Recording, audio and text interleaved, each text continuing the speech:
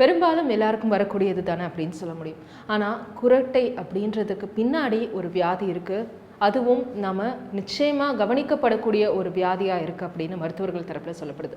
இதற்காக நுரையீரல் சிறப்பு சிகிச்சை மருத்துவர்கள்கிட்ட பேச வேண்டியது இருக்குது. தற்போது நம்ம கூட டாக்டர் காமாட்சி நினைவு மருத்துவமனையின் கன்சல்டன்ட் பல்மனாலஜிஸ்டான டாக்டர் அவினாஷ் இருக்காங்க. பேசலாம். வணக்கம் டாக்டர். நான் சொன்ன மாதிரி குரட்டை அப்படின்றது ரொம்ப ஒரு காமனான ஒரு விஷயம், பெரும்பாலானவங்களுக்கு தூங்கும்போது வரக்கூடிய ஒரு விஷயம். ஆனால் அது ஒரு வியாதியா? கண்டிப்பாக இது ஒரு ஜென்ரல் அவேர்னஸ் இதை பற்றி இருக்கிறது இல்லை. எல்லாமே அது ஒரு காமன் திங் அப்படின்ற மாதிரி நினச்சிட்டு இருக்காங்க. பட் எல்லாருக்குமே அது குரட்டை அப்படின்றது காமன் திங் கிடையாது. அதனுடைய சைடு எஃபெக்ட்ஸ், அதனுடைய காம்ப்ளிகேஷன்ஸ் அப்படின்றது நிறைய இருக்குது. ஸோ அதை நம்ம obstructive sleep apnoea, central sleep apnoea அப்படின்றத சொல்லுவோம். இப்போ நீங்கள் ஸ்லீப் ஆப்னியா அப்படின்ற ஒரு வார்த்தையை சொல்லியிருக்கீங்களா, அப்படின்னா என்ன டாக்டர்? ஸ்லீப் ஆப்னியா அப்படின்னா தூக்கத்தின் போது மூச்சு தடைப்படுதல் அப்படின்னு சொல்லுவோம்.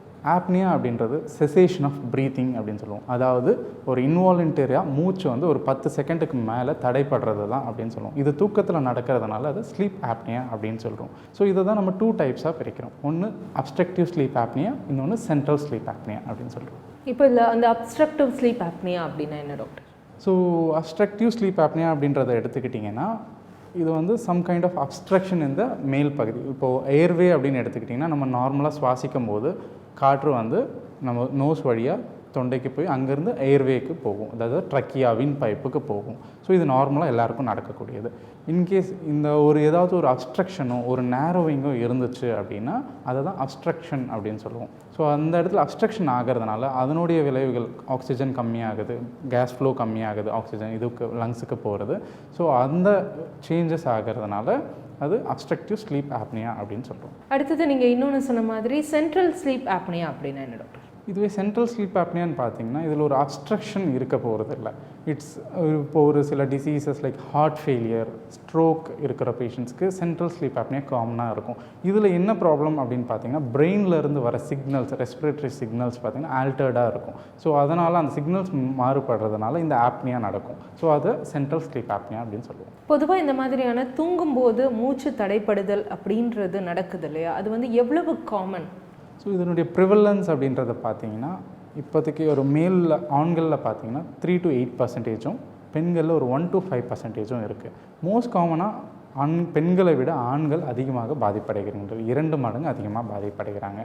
பட் இதனுடைய ப்ரிடாமினன்ட் சிம்டம்ஸ் குரட்டை நம்ம சொன்னபடி. பட் எனக்கு குரட்டை இருக்குது, இதை நாங்கள் செக் பண்ணிக்கணும் அப்படின்ற மாதிரி யாரும் வர்றதில்லை. ஸோ இதனுடைய காம்ப்ளிகேஷன்ஸ் அதை டெவலப் ஆகி அதை கண்ட்ரோலே பண்ண முடியாத like uncontrol sugars, BP and risk ஃபேக்டர்ஸே இல்லாமல் ஒரு யங் ஏஜில் ஹார்ட் அட்டாக்ஸ் வர்றது, இல்லைனா ஸ்ட்ரோக்ஸ் வர்றது, அந்த மாதிரி அதுக்கப்புறம் ரெட்ரோஸ்பெக்டிவாக பின்னாடி பார்க்கும்போது இவங்களுக்கு ஸ்லீப் ஆப்னியா இருந்திருக்கலாம், அது டயக்னோஸ் பண்ணணும் அப்படின்ற அளவுக்கு தான் நம்ம இப்போ ஓரளவுக்கு டயக்னோஸ் பண்ணுறோம். மெயினான இது அன்அவேர்னஸ் இருக்கிறதுனால தான் இந்த மாதிரியானது நடக்குது.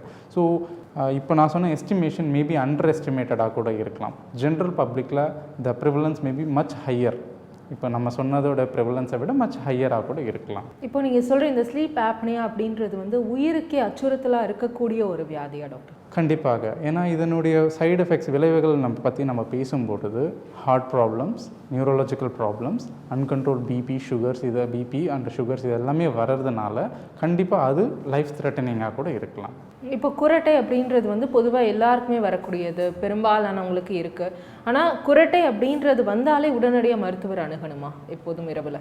அதாவது ஒரு சில ரிஸ்க் ஃபேக்டர்ஸை பற்றி நம்ம சொல்லணும். இதை மெயினாக இதை பற்றி பேசும்போது லைக் ஒபிசிட்டி, உடல் பருமன் அதிகமாக இருக்கிறது, பிஎம்ஐ அப்படின்னு சொல்லுவோம் இல்லைங்களா, அது மோர் தென் 30 இருக்கிறவங்க, கழுற்று சுற்றளவு பார்த்திங்கன்னா அதிகமாக இருக்கிறவங்க, ஆண்களில் பார்த்திங்கன்னா 17 இன்ச்சஸ்க்கு மேலே, பெண்களில் 16 இன்ச்சஸ்க்கு மேலே இந்த மாதிரி இருக்குது. ப்ளஸ் ஃபேமிலி ஹிஸ்ட்ரியில் இந்த மாதிரி ஒபிசிட்டி அண்ட் ஸ்னோரிங் ஹிஸ்ட்ரி இருக்குது. ப்ளஸ் அவங்களுடைய மற்ற லைக் சுகர், பிபி அவங்க ஹிஸ்ட்ரியில் எல்லா ஃபேமிலியில் எல்லாருக்குமே இருக்குது அப்படின்ற பட்சத்தில், அண்ட் அவங்களுடைய அதர் அப்நார்மலிட்டிஸ் லைக் மேல் காற்று பகுதியில் ஒரு டான்சில்ஸோ இல்லைனா வேறு அடினாய்ட்ஸ் அந்த மாதிரியான ப்ராப்ளம்ஸ் இருந்துச்சு அப்படின்னா இவங்களில் நம்ம சஸ்பெக்ட் பண்ணலாம். ஆல்கஹாலிக்ஸில் இல்லைனா ஒரு சில எண்டோக்ரைன் டிஸார்டர்ஸ்ன்னு சொல்லுவோம், ஹைப்போதைராய்டா, பெண்களில் பிசிஓடி இந்த மாதிரி. ஸோ இதான ரிஸ்க் ஃபேக்டர்ஸ் இருக்கும்போது இவங்களுக்கு ஒரு குரட்டை இருந்துருச்சு அப்படின்னா அதனுடைய சிம்டம்ஸை எவால்வேட் பண்ணுவோம். ஸோ அப்போது அவங்களுக்கு நம்ம சஸ்பெக்ட் பண்ணோன்னா we have to test them.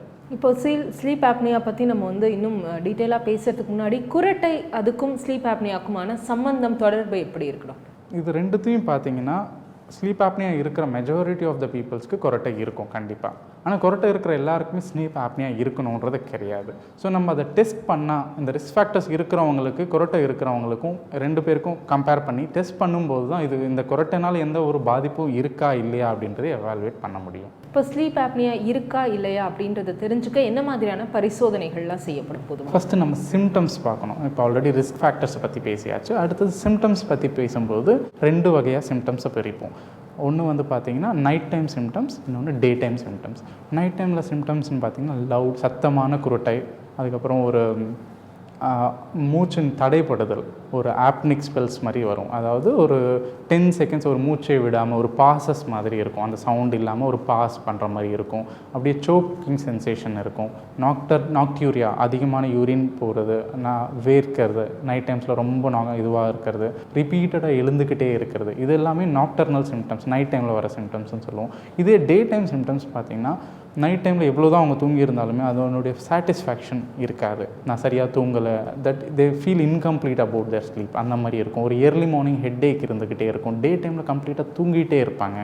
தென் ஒரு ஆக்டிவிட்டீஸ் பெருசாக கான்சன்ட்ரேஷனாக இருக்கட்டும், அவங்களுடைய அட்டென்ஷனாக இருக்கட்டும், மூட் டிஸ்டர்பன்சஸ் நிறையா இருக்கும், சைக்கலாஜிக்கல் ப்ராப்ளம்ஸ் இருக்கும், செக்ஷுவல் டிஸ்ஃபங்க்ஷன்ஸ், அந்த மாதிரியான இஷ்யூஸ் இருக்கும். ஸோ இந்த பேஸ் பண்ணி இந்த 2 சிம்டம்ஸும் இருக்குது, இத்தனை சிம்டம்ஸும் இருக்குது அப்படின்னா அவங்கள நம்ம ஃபர்தராக எவாலுவேட் பண்ணுற மாதிரி இருக்கும். இப்போ இது இரவு நேரத்தில் குறிப்பாக தூங்கும்போது நடக்கிறதுக்கான ஒரு காரணம் அப்படின்றது இருக்கு இல்லையா, அது என்ன? நார்மலாக நம்ம சுவாசிக்கும் பொழுது நார்மலாக நம்மளுடைய மசில்ஸ் எல்லாம் ஆக்டிவாக இருக்கும். ஸோ நம்மளுடைய அந்த டயாமீட்டர், அந்த அப்பர் ஏர்வே அப்படின்னு சொல்லக்கூடிய மேற்காற்று பகுதியினுடைய டயாமீட்டர் மெயின்டைன் பண்ணுவோம். ஸோ இதுவே தூங்குறப்போ என்ன ஆகும்னா இது இந்த மசில்ஸ்லாம் ரிலாக்ஸ் ஆக ஆரம்பிக்கும். ஸோ நம்மளுடைய கண்ட்ரோலில் இருந்து ஒரு சில மசில்ஸ் போயிடும். ஸோ அப்போது அது ஆல்ரெடி இருக்கிற டயாமீட்டரோட இந்த பருமன் அதிகமாக இருக்கிறதுனாலையும் கழுற்று சுற்றளவு அதிகமாக இருக்கிறதுனாலையும் அது நேரோவிங் ஆக ஆரம்பிக்குது. ஸோ அதனால் அது இரவு நேரத்தில் ஃப்ரீக்வெண்ட்டாக நம்மளுக்கு ஐடென்டிஃபை பண்ண முடியாது. சார், இப்போ பொதுவாக இரவு நேரங்களில் தூக்கத்தில் மூச்சு தடைப்படுறது தான் ஸ்லீப் ஆப்னியா அப்படின்னு சொல்லியிருக்கீங்க. அப்படி ஸ்லீப் ஆப்னியா ஏற்பட்டிருக்கு அவங்களுக்கு இருக்குது அப்படின்னா சாதாரணமாக அவங்களுக்கு உள்ளே போகிற மூச்சு காற்றுக்கும் நார்மலாக அப்படி ஒரு வியாதி இல்லாதவங்களுக்கு உள்ளே போகிற மூச்சு காற்றுக்கும் என்ன மாதிரியான வேறுபாடு நுரையீரலை பொறுத்த வரைக்கும் நடக்கும்? இல்லை, ஒரு சிம்பிளாக சொன்னிங்கன்னா ஒரு பைப் வழியாக நம்ம ஒரு ஃப்ளோ காற்று போகுது அப்படின்னா அது பைப்பு அடைப்பு ஏற்பாடாத வரையும் ஃப்ளோ கரெக்டாக இருக்கும். ஒன்ஸ் இதுவே ஒரு பைப்பை ஒரு கம்ப்ரெஸ் பண்ணிட்டீங்க அப்படின்னா ஃபுல்லாக அடைச்சிட்டிங்க அப்படின்னா கேஸ் ஃப்ளோ இருக்காது. ஸோ அந்த மாதிரியான இருக்கும்பொழுது உங்களுக்கு oxygen supply to the lungs குறைய ஆரம்பிக்குது. அதுலேருந்து பிளட் சப்ளைக்கு ஆக்சிஜன் குறைய ஆரம்பிக்கும். ஸோ இதே பர்சிஸ்டண்ட்டாக ரொம்ப நேரம் போச்சு அப்படின்னா மற்ற ஆர்கன்ஸ்க்கு ஆக்சிஜன் சப்ளை கட் ஆகும். ஸோ இதுக்கப்புறம் என்ன பண்ணணும் அப்படின்னா brain has to activate. So brain activate ஆகி ஒரு சிக்னலை அனுப்பி இந்த அப்ஸ்ட்ரக்ஷனை ரிலீவ் பண்ணால் தான் மறுபடியும் அது சைக்கிள் வரும். ஸோ இதை பார்த்திங்கன்னா நர்வ்ஸ் அண்ட் பிரெயின்ஸ் எல்லாமே ஆக்டிவேட் ஆகி வரக்கூடியது. இது சிம்பத்தட்டிக் சர்ஜ் அப்படின்னுவோம். எல்லாமே நர்வ் ஆக்டிவேஷனால். இது எத்தனை வாட்டி இந்த அப்ஸ்ட்ரக்ஷன் நடக்குது பர் ஹவர் அப்படின்றத பொறுத்து ஒருத்தவங்களுக்கு ஒரு 30 வாட்டி இல்லை 50 வாட்டி அப்படின்ற மாதிரி எடுத்துக்கோங்களேன். ஒரு நிமிஷத்துக்கு ஒரு 50 டைம்ஸ் அப்படி ஆகுது அப்படின்னா எவ்ரி செகண்ட்ஸ்க்கும் அவங்க அப்ஸ்ட்ரக்ட் ஆகுது அப்படின்னு அர்த்தம். ஸோ அத்தனை வாட்டியும் ஆக்சிஜன் குறைவு, அத்தனை வாட்டியும் நர்வ் ஸ்டிமுலேஷன் ஆகுறப்போ பிபி ஃப்ளக்சுவேஷன்ஸ் எராட்டிக்காக இருக்கும் அண்ட் ஹார்ட் ரேட் ஃப்ளக்சுவேஷன்ஸ் இருக்கும். ஸோ இந்த மாதிரி ஃப்ளக்சுவேஷன் ஒவ்வொரு நைட்டெல்லாம் கண்டினியூஸாக இருந்துக்கிட்டே இருந்துச்சுன்னா அவங்களுக்கு பிபி, ஹை பிளட் ப்ரெஷர்ஸ் வர செய்யும், ஹார்ட் ப்ராப்ளம்ஸ் வர செய்யும் அண்ட் நியூரோலாஜிக்கல் ரிலேட்டட் சிம்டம்ஸ் எல்லாம் வர செய்யும். குழந்தைகளுக்கும் இந்த மாதிரி தூங்கும்போது இரவு நேரங்களில் மூச்சு தடுப்படக்கூடிய வியாதி இருக்க வாய்ப்பு இருக்கா? வர வாய்ப்புகள் உண்டு. ஒரு 1 to 5% அப்படின்ற ஒரு ப்ரிவலன்ஸ் குழந்தைங்களுக்கு இருக்கலாம் அப்படின்றது காமனாக ஒரு 6 to 2 years to 6 yearsக்குள்ளே அதிகமாகவே காணப்படலாம் அப்படின்றது. இதனுடைய சிம்டம்ஸ் அப்படின்றது பார்த்திங்கன்னா டிப்பிக்கலாக அடல்ட்ஸ் மாதிரி இருக்க வாய்ப்பில்லை.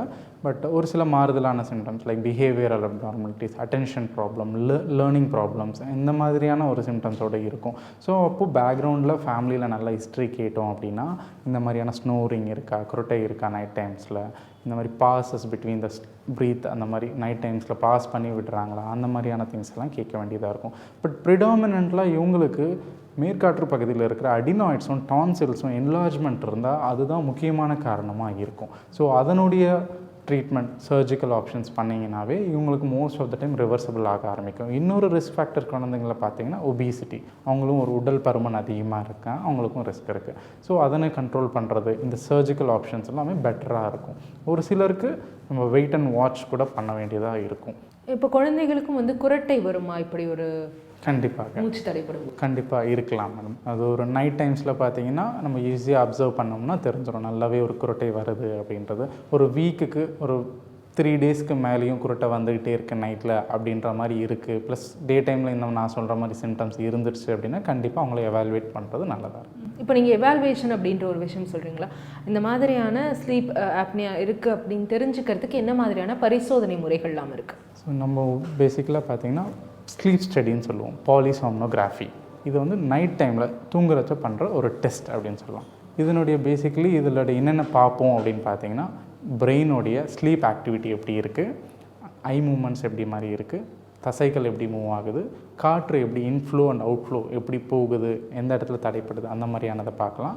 ஆக்சிஜன் லெவல்ஸ் பார்க்கலாம். உங்களுடைய செஸ்ட் மூமெண்ட்ஸை பார்க்குற அளவுக்கும் இசிஜி இத்தனை பேராமீட்டர்ஸை வந்து கனெக்ட் பண்ணிவிட்டு நைட் டைமில் ஒரு சின்ன மிஷின் கூட வச்சு நம்ம செக் பண்ண வேண்டியதாக இருக்கும். ஸோ இந்த பேராமீட்டர்ஸை ரீட் பண்ணும்போது we can able to assess என்ன மாதிரியான இது இருக்குது அப்படின்ட்டு.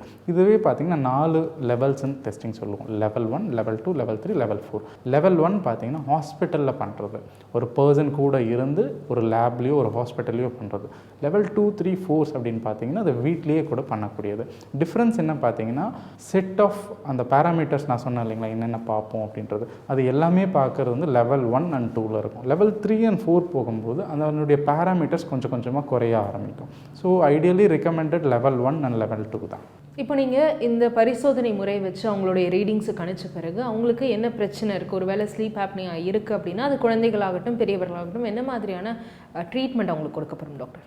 ஸோ 2வாக பிரிச்சுக்கலாம், குழந்தைகள் அடல்ட்ஸ் அப்படின்னு பார்க்கலாம். குழந்தைகள் அப்படின்றது போது காரணம் என்ன, இந்த அடினாய்ட்ஸ் டான்சில்ஸ் அந்த மாதிரி இருந்தால் அதனுடைய ப்ரைமரி சர்ஜிக்கல் பண்ண வேண்டியதாக இருக்கும்.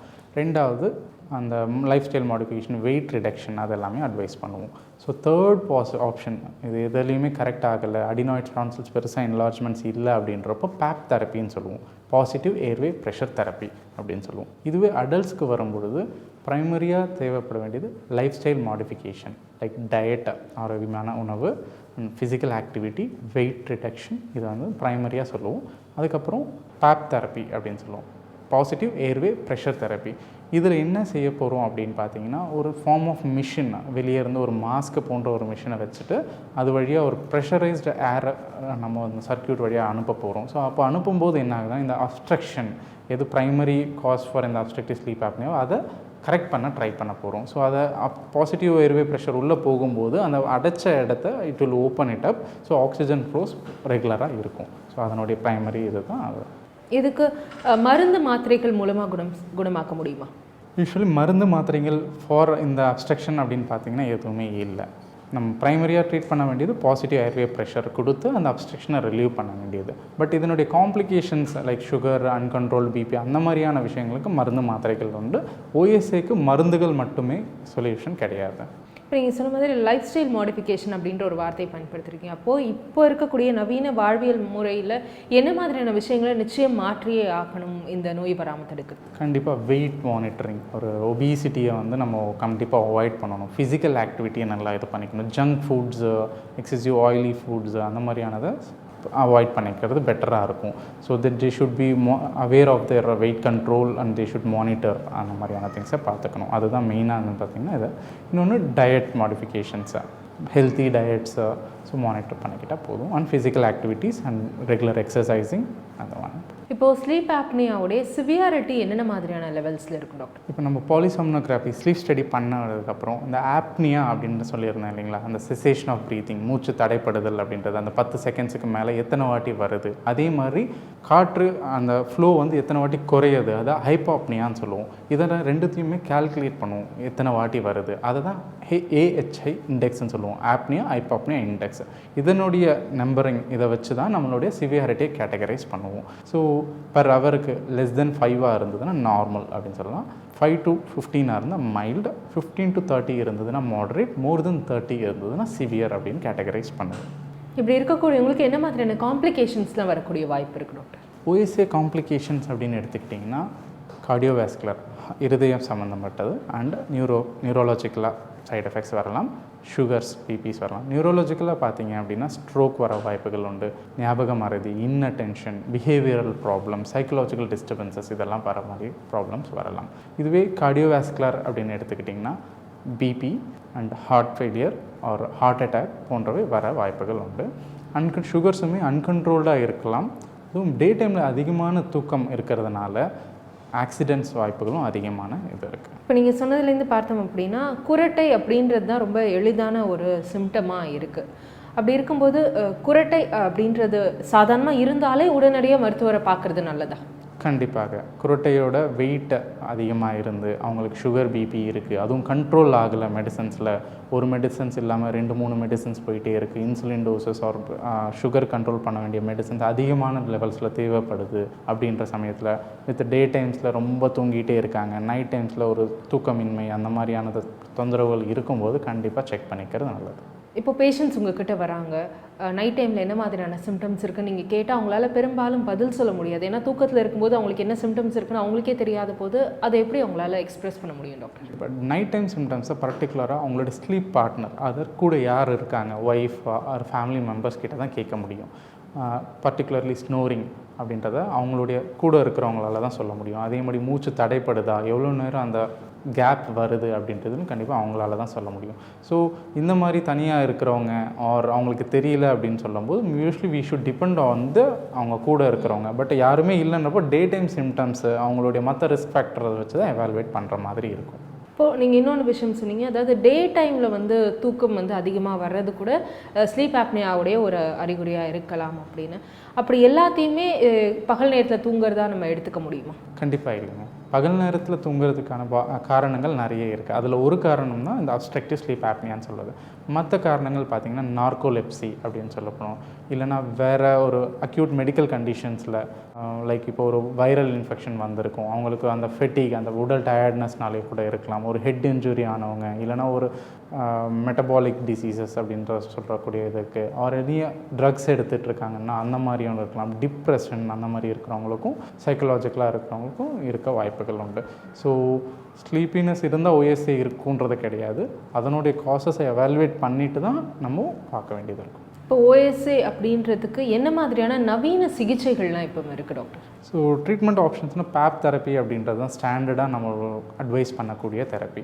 ஸோ அதுலேயே பார்த்தீங்கன்னா தெர் இஸ் மாடர்ன் இப்போ வர இதில் நிறைய சேஞ்சஸ் வந்திருக்கு. So it is more comfortable, user ஃப்ரெண்ட்லியாக வந்திருக்கு. ஒரு சின்ன போர்ட்டபிள் மிஷின் வித் மிஷின் கூட ஒரு பேட்டரி பேக்கப்போட கூட வர ஆரம்பிச்சிருக்கு இப்போல்லாம். அந்த மாஸ்க்ஸ்லேயுமே there is lot of differences evolution over the time period அப்படின்றது கூட வச்சுக்கலாம். பெரிய பெரிய மாஸ்க் வைக்காமல் ஒரு சின்ன நேசல் மாஸ்க், இல்லைனா ஒரு சின்ன நேசல் கேனுலாஸ் மாதிரி நம்ம இயர்பட்ஸ் வைக்கிற மாதிரி நோஸ் கேனுலாவில் வச்சுட்டு அது வழியாக ப்ரெஷரைஸ்டு ஆக்சிஜன் காற்று கொடுக்கறதுனாலையும் நம்ம we can treat it.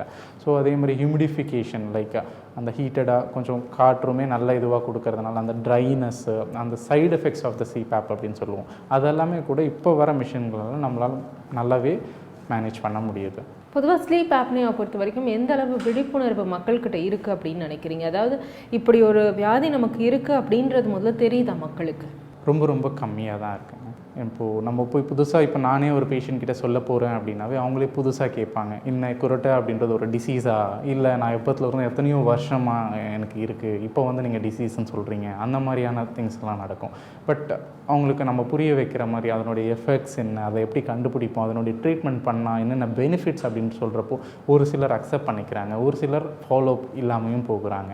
But இது இட் ஹேஸ் டு இம்ப்ரூவ். ஏன்னா இப்போ காலகட்டத்தில் நிறைய அந்த வெயிட் ஒபிசிட்டி அப்படின்றது மேஜர் ரிஸ்க் ஃபேக்டராக இருக்குது. Obesity not only for ஓஎஸ்ஏ, it's a risk factor for all other medical problems. So அந்த மாதிரி அன்ஐடென்டிஃபைடாக நிறைய பேருக்கு இருக்குது இந்த காலகட்டத்தில். இதில் அடிப்படையில் குரட்டை எதனால் ஏற்படுது? குரட்டை அந்த ஏர் ஃப்ளோ உடைய சர்க்கம்ஃபரன்ஸ் குறையிறதுனால, நம்ம பாத்தில் ஒரு பைப்பில் போகிற மாதிரி தான், ஒரு ஏர் ஃப்ளோ தன்னை கரெக்டாக போகுது அப்படின்னா சவுண்ட் எதுவுமே வராது. அந்த டர்புலன்ஸ் சேஞ்ச் ஆகுது அப்படின்னா, நம்ம ஒரு பைப்பை அடைச்ச மாதிரி வச்சு ஊதணும் அப்படின்னா அந்த டர்புலன்ஸ் சேஞ்ச் ஆகுறதுனால, ஸோ அந்த டர்புலன்ஸ் தான் இது. ஸோ அந்த ப்ராசஸ் ஏற்படுறது வந்து கம்ப்ளீட்டாக அப்ஸ்ட்ரக்ட் ஆகும்போது அந்த பாதி சுருங்கின மாதிரி ஒரு இதுக்குள்ளே காற்றை ஊதும்போது அது ஸ்னோரிங் சவுண்ட்ஸ் வர செய்யுது. இப்படி மூச்சு வந்து அந்த மூச்சு குழாயில் சரியாக போகாமல் தடைப்படும் போது இருதயம் சார்ந்த பிரச்சனைகள்லாம் எந்த அளவு ஏற்படக்கூடிய வாய்ப்பு இருக்குது டாக்டர்? இன்க்ரீஸ்டு ஃப்ரீக்வன்சிலாகவே இருக்குது மேடம். லைக் ஒரு 10 to 15% ஆஃப் இந்த மாதிரியான விளைவுகள் ஓஎஸ்ஏ இருக்கிறவங்களுக்கு கார்டியாக் ப்ராப்ளம்ஸ் வரக்கூடும். லைக் ரிப்பீட்டட் ஃப்ளக்சுவேஷன்ஸ், இந்த ஹார்ட் ரேட்டு, பிபி இதெல்லாம் மாறுதல் ஆக ஆக ஆக நாளடைவில் அவங்களுக்கு வந்து பார்த்திங்கன்னா heart attack, heart failure risk, arrhythmias, அதாவது பல்ஸ் ரேட்ஸ் வந்து வேரியேஷன்ஸ் வந்து பார்த்திங்கன்னா அதிகமாகவே காணப்படுது. இப்போ ஏற்கனவே ஆஸ்மா இந்த மாதிரியான பிரச்சனைகள் நுரையீரல் சார்ந்து இருக்கும்போது அவங்களுக்கு இந்த ஸ்லீப் ஆப்னியாவும் இருக்கும்போது இன்னும் அதிகமான காம்ப்ளிகேஷன்ஸ் வர வாய்ப்பு இருக்கா டாக்டர்? கண்டிப்பாக. ஏன்னா ஒரு சில வாட்டி ஓஎஸ்ஏ வித் ஆஸ்துமா இருக்கும்பொழுது, இல்லை நாள்பட்ட நுரையீரல் அடைப்பு நோய் சிஓபிடி அப்படின்றவங்க இருக்கும் பொழுது அதனுடைய கண்ட்ரோல் பண்ணுறது, அந்த டிசீஸோடைய கண்ட்ரோல் பண்ணுறதே கொஞ்சம் கஷ்டமாக இருக்கும். ஸோ அவங்களுடைய இன்ஹேலர்ஸாக இருக்கட்டும், நெபுலைசராக இருக்கட்டும், அதனுடைய ரிக்குவயர்மெண்ட்டும் அவங்களுக்கு வரக்கூடிய ப்ராப்ளம்ஸும் அதிகமாக தான் இருக்கும். அப்போது காமனாக ரெண்டுத்துக்கும் சேர்த்த மாதிரியான அப்ரோச் நம்ம பிளான் பண்ணி அவங்களுக்கு இண்டிவிஜுவலைஸ்டாக ட்ரீட்மெண்ட் பண்ண வேண்டியது இருக்கும். ஸோ வி ஹாவ் டு ஓஎஸ்ஏவும் ட்ரீட் பண்ணுற மாதிரி இருக்கும், அடிக்குவேட்டாக ஆஸ்துமா இல்லை சிஓபிடி கண்ட்ரோலையும் வச்சுக்க வேண்டியதாக இருக்கும். இதை நம்ம ஓவர்லேப் சிண்ட்ரோம் அப்படின்னு சொல்லுவோம். இப்போ இந்த மாதிரியான சிம்டம்ஸோட டாக்டர்ஸ் வந்து பார்க்குறவங்களோட எண்ணிக்கை எவ்வளவா இருக்குது டாக்டர்? டைரெக்டாக பார்த்தீங்கன்னா குருட்டை இருக்குது, வெயிட் அதிகமாக இருக்கேன் அப்படின்னு சொல்லி யாருமே வர்றதில்லை. ஸோ மற்ற ஃபிசிஷியன்ஸ் மற்றவங்க சுகர் பிபி கண்ட்ரோல் ஆகாமல் இருக்கிறச்ச அதோடைய காம்ப்ளிகேஷன் இது ஓஎஸ்ஏவை இருக்கலாமா அப்படின்னு சஸ்பெக்ட் பண்ணி அனுப்புறது தான் அதிகமாக இருக்குது. ஸோ இதனுடைய அவேர்னஸ் ரொம்ப ரொம்ப கம்மியாக இருக்கிறதுனால இதனுடைய இயர்லியாக ஐடென்டிஃபை பண்ணி இதை ட்ரீட்மெண்ட் பண்ணால், ஸோ லைஃப் ஸ்டைல் மாடிஃபிகேஷன்ஸ் அந்த பேப் தெரப்பி அதெல்லாம் இனிஷியேட் பண்ணால் சுகர் பிபி அதெல்லாம் நல்லாவே கண்ட்ரோல் பண்ணலாம். ஒரு சில வாட்டி மெடிசன்ஸும் பர்சன்டேஜும் கம்மி பண்ணிக்கலாம், ஒரு மெடிசன்ஸ் யூஸ் பண்ணாமையும் இருக்கலாம். ஸோ இன்கேஸ் அவங்களா கொஞ்சம் இந்த விழிப்புணர்வு அதிகமாகி இந்த ப்ராப்ளம்ஸை பார்த்துக்கணும், நம்மளுக்கு இது இருக்குது அப்படின்றத தெரிஞ்சுக்கிட்டு வந்தாங்கன்னா அதனுடைய காம்ப்ளிகேஷன்ஸை மெஜாரிட்டியாக குறைக்க முடியும். இப்போ வந்து இந்த ஓஎஸ்ஏவை பொறுத்த வரைக்கும் முன்னாடிலாம் எவ்வளோ வயசுக்கு மேலே ரொம்ப அதிகமாக காணப்பட்டுச்சு, இப்போ எந்த ஏஜ் ஃபேக்டரில் வந்து அதிகமாக காணப்படும்? ப்ரிடாமினெண்ட்ல நம்ம 40 years to 60 years அப்படின்றதுனா நம்ம யூஸ்வலி அதிகமான பார்க்க வேண்டியது இருக்கும். இப்போது இந்த காலகட்டத்தில் அந்த லைஃப் ஸ்டைல் மாடிஃபிகேஷன் சேஞ்சஸ் நிறைய இருக்கிறதுனால அடலசன்ட் அண்ட் ரொம்ப இங்கே அடல்ட்ஸ்லேயே பார்த்தீங்கன்னா அந்த ஒபிசிட்டி அப்படின்றது அதிகமாக இருக்குது. ஸோ ரொம்ப முன்னோக்கி லைக் 20-30 yearsல எல்லாமே கூட இந்த பிரச்சனைகள் நிறைய பேருக்கு இருக்குது இப்போல்லாம். டாக்டர், இப்போ நீங்கள் சொல்லும்போது அந்த மூச்சுக்குழாயில் காற்று சரியாக போகணும், எந்த அப்ஸ்ட்ரக்ஷனும் இல்லாமல் தடைப்படாமல் போகணும் அப்படின்னா பேப் தெரப்பி கொடுக்கணும் அப்படின்னு சொல்லியிருக்கீங்க. அது வந்து ஒன்ஸ் அவங்களுக்கு வந்து ஸ்லீப் ஆப்னியா இருக்குது அப்படின்னு டயக்னோஸ் பண்ண பிறகு தொடர்ந்து வாழ்நாள் முழுக்க கொடுக்க வேண்டிய அவசியம் இருக்கா? இனிஷியலாக நம்ம ஸ்டார்ட் பண்ணும்போது அந்த சிவியாரிட்டிலாம் அசஸ் பண்ணிவிட்டு யூஸ்வலி ஸ்டார்ட் பண்ணுவோம். பேஷண்ட்டுடைய ரெஸ்பான்ஸ், அவங்களுடைய இது எப்படி இருக்குது, லைஃப் ஸ்டைல் மாடிஃபிகேஷன் பண்ணி வெயிட் ரிடக்ஷன் பண்ணி அவங்களுடைய நல்லாவே வெயிட் கம்மி பண்ணி அந்த சொன்ன ரிஸ்க் ஃபேக்டர்ஸ் எல்லாத்தையும் பெட்டராக ஆக்க முடிஞ்சது அப்படின்னா நம்ம யூஸ்வலி ஒரு சிலருக்கு வருடங்கள் கணக்காக கூட தேவைப்படும். ஒன்ஸ் அது ரீடூ டெஸ்டிங் பண்ணும் பொழுது ஆப்னியாஸ் எதுவும் இல்லை, நல்லாவே ரிடக்ஷன் இருக்குது அப்படின்ற பட்சத்தில் நம்ம ஒரு சில பர்சன்டேஜ்க்கு கம்மி பண்ண முடியும். ஆனால் வெயிட் ரிடக்ஷன் பண்ண முடியல, கண்டினியூஸாக அதே மாதிரி தான் இருக்காங்க, அவங்களுடைய பெருசாக லைஃப் ஸ்டைலு அப்படி தான் அப்படின்றப்போ பெட்டர் இதை வச்சு யூஸ் பண்ணுறதுனால லாங் டேர்ம் காம்ப்ளிகேஷன்ஸை தவிர்க்க முடியும். இப்போ கோவிட் வந்த பிறகு ஸ்லீப் ஆப்னியாவுடைய கேசஸ் அதிகமாக இருக்குன்னு ஏதாவது ரிசர்ச் இருக்கா டாக்டர்? அப்படின்னு டைரெக்டாக இல்லை, இதனுடைய ப்ரீ எக்ஸிஸ்டிங்காகவே இருக்குது, ப்ளஸ் அவேர்னஸும் கம்மியாக இருக்கிறதுனால அதனுடைய பர்சன்டேஜ் நம்ம டயக்னோஸ் பண்ணுற பர்சன்டேஜாகவே கம்மியாக தான் இருக்குது. பட் இந்த கோவிட்னால என்ன அப்படின்னா செய்கிற டெஸ்டஸ் கம்மியாக ஆகுது. நம்ம இப்போது இத்தனை பேருக்கு இந்த டெஸ்ட்டு பண்ணிகிட்டு இருந்தோம் அப்படின்னா இந்த கோவிட் வந்ததுக்கப்புறம் பர்சன்டேஜ்லேயே அதை கம்மி. ஏன்னா இதை அவங்கள கூப்பிட்டுட்டு வந்து அவங்களுடைய மொத்தமே கனெக்ட் பண்ணி சர்க்கியூட்டெல்லாம் கனெக்ட் பண்ணி பண்ணுறக்கூடிய டெஸ்ட் ஆகும். ஸோ அந்த மாதிரி இருக்கும்போது சிம்டம்ஸ் இருக்கா இல்லைனா அந்த மாதிரி ரிஸ்க்ஸ் அதிகமாக இருக்கிறதுனால இந்த மாதிரியான டெஸ்ட்டை இப்போது பெரிய அளவில் பண்ண முடியறதில்லை. அண்ட் இந்த மாதிரியான இதுக்கு பேஷண்ட்ஸும் பெருசாக வர்றதில்லை அப்படின்றது கூட சொல்லலாம். இப்போ அந்த மூச்சுக்குழாயில் மூச்சு தடைப்படுறது அப்படின்றது வந்து வெறுமனே உடல் சார்ந்து இயற்கையாக நடக்கக்கூடிய ஒரு நிகழ்வா அல்லது செயற்கை காரணிகள் ஏதாவது இருக்குமா டாக்டர்? செயற்கை காரணங்கள் அப்படின்னா ஒரு சில அப்நார்மலிட்டிஸ்ன்னு சொல்லுவோம். லைக் ஒரு சிலருக்கு தாடை போன் வந்து பார்த்திங்கன்னா பின்னோக்கி இது பட்டு இருக்கும், இல்லைனா டான்சில்ஸ், அடினாய்ட்ஸ் போன்ற ப்ராப்ளம்ஸ் இருக்கும். அந்த சதை வளர்வு உள்ளுக்குள்ளே ஏதாச்சும் ஒரு எக்ஸசிவ் டிஷ்யூ க்ரோத் அந்த மாதிரி ஏதாச்சும் அதனால் ஏதாச்சும் இருந்ததுன்னா கரெக்டபிள் ஃபேக்டர்ஸ் இருந்துச்சுன்னா நம்ம சர்ஜிக்கல் ஆப்ஷன்ஸே ட்ரை பண்ணலாம். அதாவது ஸ்லீப் ஆப்னியா அப்படின்ற ஒரு விஷயத்தை வந்து முதல் முறையாக பேசியிருக்கோம் அப்படின்னு கூட சொல்லலாம். ஒரு மருத்துவத்துறையை பொறுத்த வரைக்கும் இந்த வார்த்தை அப்படின்றது பெரிய அளவில் விழிப்புணர்வு ஏற்படுத்தப்படலை, ஆனால் ஏற்படுத்தப்பட வேண்டிய கட்டாயத்தில் இருக்கும். மக்கள் இந்த மாதிரியான அறிகுறிகள் தெரிஞ்சால் உடனடியாக உங்களை மாதிரியான நுரையீரல் சிறப்பு சிகிச்சை மருத்துவரை வந்து அணுகணும் அப்படின்ற ஒரு விஷயத்தை பதிவு பண்ணியிருக்கோம். இவ்வளவு நேரம் எங்ககிட்ட இவ்வளோ விஷயங்களை பகிர்ந்து கொண்டதற்கு நன்றி டாக்டர். நன்றி.